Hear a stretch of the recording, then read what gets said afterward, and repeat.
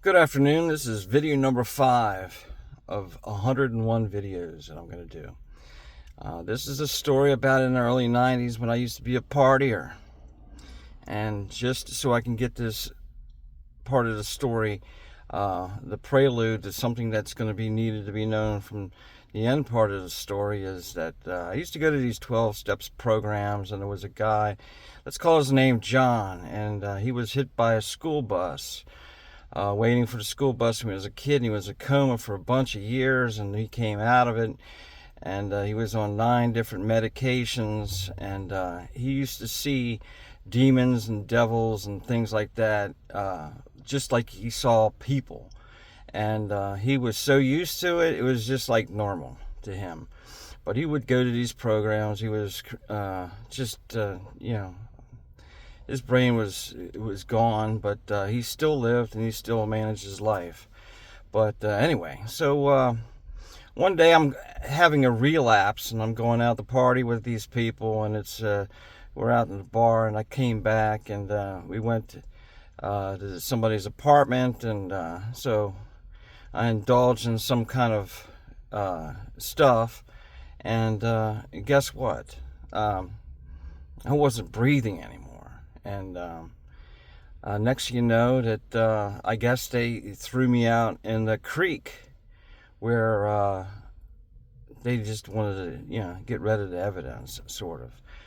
But what happened was that during this time that I didn't know about, I went. Some people go have an experience of hell, and some people have experience of heaven and the white light and the tunnel. This time I went into God's office, or his eye. So here I am standing in a room that was sort of blue illumination, like a giant sapphire ball. And I was just standing there, wondering, what am I doing here, and what is this place? And a voice spoke, and it was another language. Never heard it before, and it was God. And after he spoke, the pupil of the eyeball became a giant a beehive, or not beehive, but where the bees put their honey at. So all these little holes, those little 6-sided holes that the honey goes in the hive, were millions of little films, pictures of my life. And I was watching my whole life from beginning to end. And then I started crying. And then God says, "Why are you crying?" And I said, I can't believe how much time I wasted in my life, worried and anxious and fearful about things that never even happened. And that fear and those anxieties caused me to use things to dull the pain, to dull the emotions, to dull the things that people said. And it never even happened. And as soon as I said that, God basically says, "Very well." And then we went out of his eye, and then we were outside and looking at the planet Earth, and I could see, like through a microscope, from outer space to every part of the world. And he showed me everything. He showed me how computers worked, how DNA worked, how everything worked. And the knowledge was so simple and so easy. And God was telling me that within him there are no questions, there's only answers.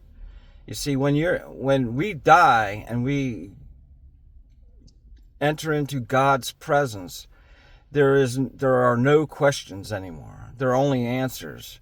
I know people are going to say, I'm going to talk to this person and ask them this, and that's not going to happen. We're going to look at each other and know exactly everything about each other. So it'll be just enjoyment. And now here's the other thing. The euphoria and the bliss and the the feeling that it is to be in the presence of God is just so overwhelming. It's not overwhelming when you're dead or in the spirit, because that's our natural state. So anyway, as he shows me the universe, he shows me all these things. I have all this incredible knowledge. But anyway, I go back into my body. Except this time I'm not at the place where I was. I was in my own bed. And I'm like, wow, that was just nuts. Was that even real? So I got up out of bed and I was totally naked. I couldn't believe that I was just totally naked, because I don't sleep that way. I wear like a shorts and shirt, and I step over these clothes and I look down. I turn on a light, and there's my pants and shirt. It looks like it just fell completely off my body, like it just, without the belt being undone, without the shirt being unbuttoned, and the jacket unzipped. It just dropped onto the floor. So I went to the bathroom and I vomited all this yellow green stuff. And then the next day, I didn't think about it, so I went to a meeting again. And then there's that guy John that sees demons and all these strange things, that was at this party. And he says, "Oh, how'd you like it? The angels drove you home in a red Corvette." I said, "How'd you know? How'd you know that two angels?" Because I remember this part too. Because I remember that two angels rescued me and took me into a red Corvette and drove me home and took me into and laid me in the bed. And I said, "How'd you know?" He says, "Oh, I saw them. They threw out in the creek." I didn't know that part. But then the angels pulled me out, put me into their car, and they flew me into my house, to my apartment. And there I was renewed. My body and my mind was restored. So I had all this incredible knowledge, but it's faded like really fast. I didn't retain anything of it other than just a faint memory of how good it felt and knowing all this information. What happened was that this guy that we call him John, he saw what was happening in the spirit, what could not be seen in the natural. And for some reason, that's when you put these two things together. I've never heard a story like this. I very seldom have told this story. So whatever you get out of it is that we have a purpose in this life. And if the purpose is not fulfilled, I don't think God wants us gone and leaving it. He's gonna send us back and return until we go, overcome what we're here for. And for me, it was to overcome fear, worry, anxiety, and all these things, and to walk away from addictions.